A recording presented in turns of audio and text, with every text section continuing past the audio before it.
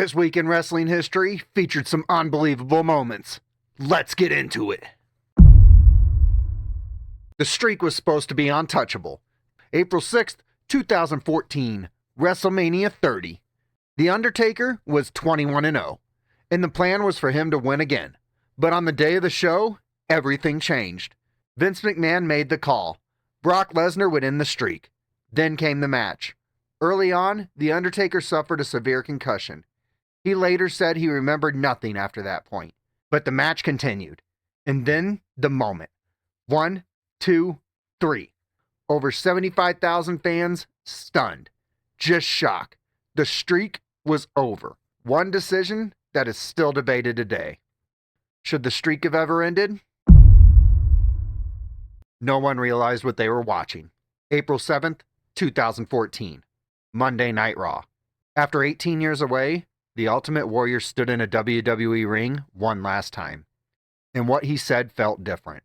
He said every man's heart one day beats its final beat. The spirit of Ultimate Warrior will run forever. Fans noticed something else too. He looked exhausted, struggling to breathe. Even his signature rope shake wasn't the same. Less than 24 hours later, Warrior collapsed outside a hotel in Arizona. He was 54 years old. Just days after returning, making peace, and saying goodbye. A moment fans will never forget. ECW wasn't just hardcore anymore. April 8th, 1995. Three-way dance. Eddie Guerrero made his debut and delivered a technical clinic. Facing Too Cold Scorpio, the two went nearly 15 minutes in a match that felt completely different from ECW's usual style. Guerrero won the television championship with the sudden victory roll. That moment helped launch his career in the United States. Later that night, chaos took over.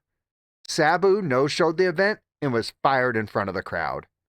And in the main event, the Public Enemy captured the tag team titles, cementing their place on the top of ECW.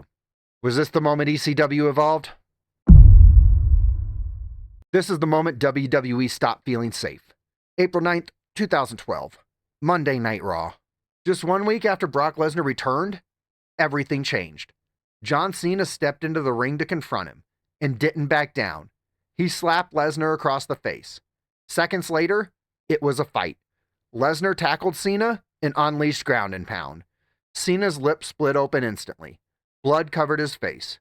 In an era with a strict no-blood policy, this felt different. The locker room emptied. Dozens of wrestlers trying to pull them apart. It didn't look scripted. It looked real. And just like that, Brock Lesnar wasn't just back, he was the most dangerous man in WWE. Was this Brock Lesnar's most intimidating moment? WCW tried to change everything in one night. April 10th, 2000. Monday Nitro. Eric Bischoff and Vince Russo stood side by side. Former rivals now brought back to save the company. And their first move was drastic. Every championship vacated. World title, US title, tag titles, cruiserweight. A full reset. Then came the new direction. The New Blood versus the Millionaires Club. Young stars like Jeff Jarrett and Scott Steiner against legends like Hogan, Flair, Sting, and DDP. But the fans didn't react how WCW expected. They stayed loyal to the veterans. And the chaos didn't stop. The world title would change hands 25 times that year. One night meant to save WCW that many say sped up its downfall.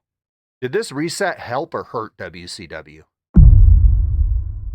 This might have been WCW's last great night. April 11th, 1999. Spring Stampede.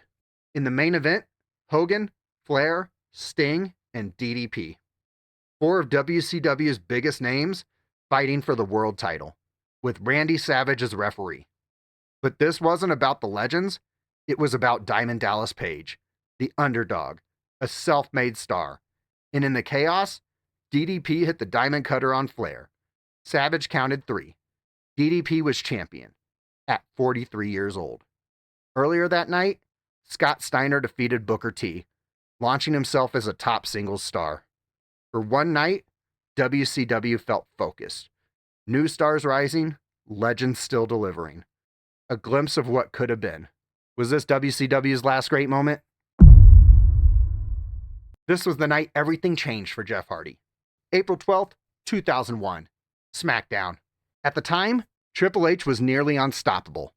One half of the two-man power trip, and one of the most dominant forces in WWE. Jeff Hardy, known as a tag team specialist, this match was his chance, but it wasn't clean. The moment finally came. A steel chair shot, a swanton bomb. 1, 2, 3. The arena erupted.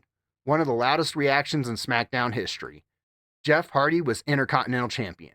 He only held the title for 4 days, but the moment stuck. Proof that Jeff Hardy was more than just a tag team star. Was this the moment Jeff Hardy became a singles star?